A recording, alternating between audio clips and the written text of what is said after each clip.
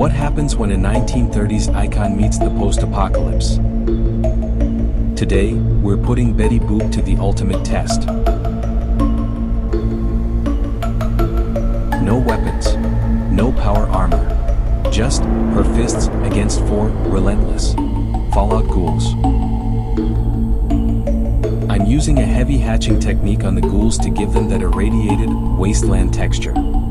The laser engraving on wood really pulls it all together, giving it a vintage, found-in-the-dirt feel.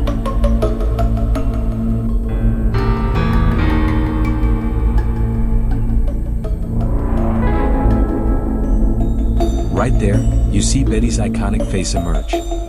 Even in a radiation-soaked world, she's keeping that boop-boop-a-doop spirit alive. I wanted to make sure her lines stayed clean and classic, to contrast against the gritty detail of her enemies.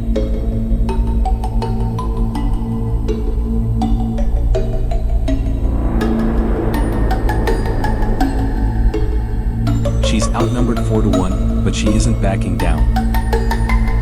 I added these impact lines near her fist to show the power behind that punch. It's that classic pow, energy.